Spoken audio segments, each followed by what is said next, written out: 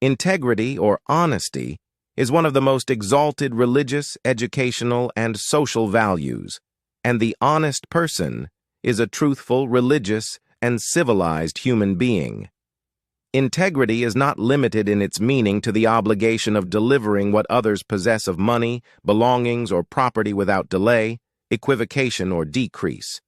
But integrity also contains in its tissue the meanings of giving, pride, and a sense of responsibility, self-accountability, justice, and goodness, and the proximity to God Almighty. We cannot attribute integrity to a human being, man or woman, unless they have those qualities. Such a person is written in God's register as honest, and he is trusted, respected, and appreciated by people. When integrity is linked to conviction, it becomes related to truth in reporting and accuracy in performance, the observance of the corners of religion, and the good examples in embodying this belief. Hence, integrity here turns into a message, and it makes, together with conviction, one intact thing. The message becomes integrity, and integrity in its turn becomes a message. The prophets and messengers of God, God's prayers and peace be upon them all, were the good example in integrity and in conveying the message. Then this difficult task was transferred to the prophet's companions, and then to their followers, and later on to the next followers, etc. Here, the indicator of integrity vibrates moving to the right, where there is over-reporting, or moving to the left, where there is negligence. Then things require the return of the pointer to where it had been, or to a nearer position of a revolution of reformation. The problem the communities of the book people suffer from, and Muslim society is in the forefront of these, is that religious discourse in some of its stages had been subjected to strange currents infiltrating its veins and becoming part of its tissue. Consequently, they moved the reporting pointer to worldly interests, whether they be political, social, or economic. Or they moved it towards the ignorance of conviction or the destruction of conscience. Those currents usually don't ask people about their beliefs except for the axioms. They prefer silence and indifference and preoccupation with the requirements of life, rather than pausing to think and search for an answer to the dilemmas that need a correct interpretation.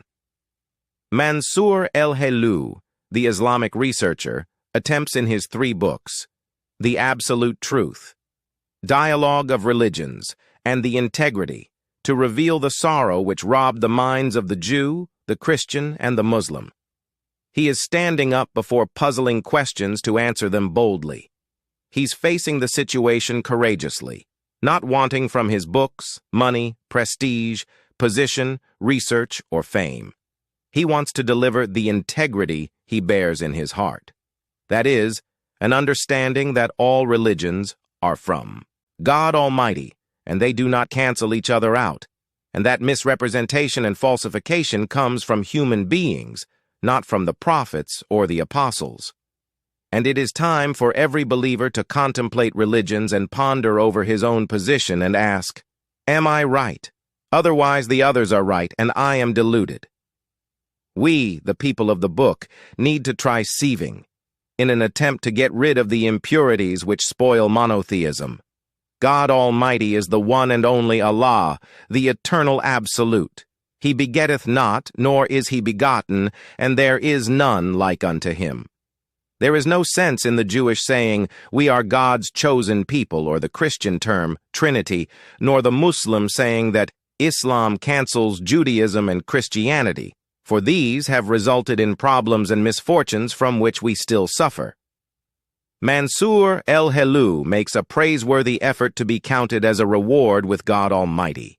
He presents his ideas and dialogue, and he refutes the impurities that cling to the divine magnanimous faith of the rabbis, monks, and the ignorant preachers in Islam. The matter requires dialogue with Jewish, Christian, and Islamic religious discourse. It requires dialogue with Mansour el-Helou, a dialogue with oneself, and a dialogue with faith, a bold dialogue only for the sake of God Almighty, away from falsification, distortion, ignorance, and mendacity.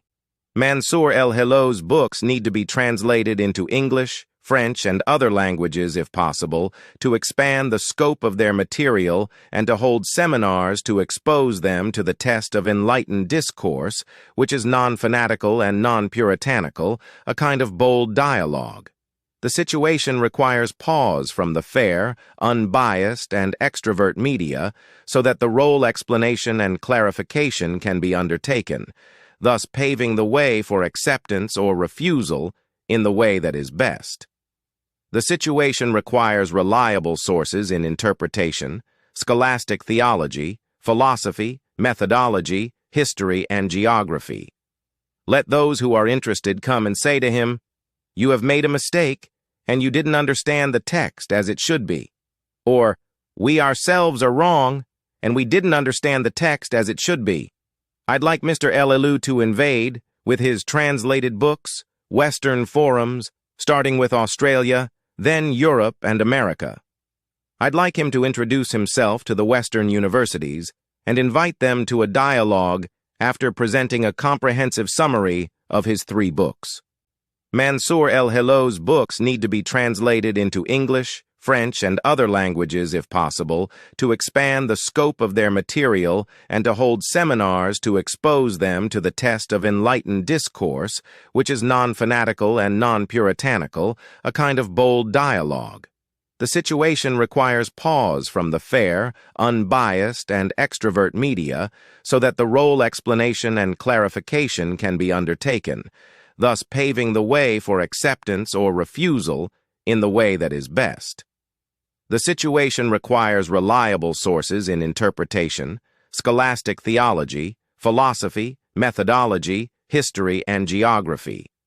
Let those who are interested come and say to him, "You have made a mistake, and you didn't understand the text as it should be." Or, "We ourselves are wrong, and we didn't understand the text as it should be. I'd like Mr. Elelou to invade, with his translated books, Western forums, starting with Australia, then Europe and America.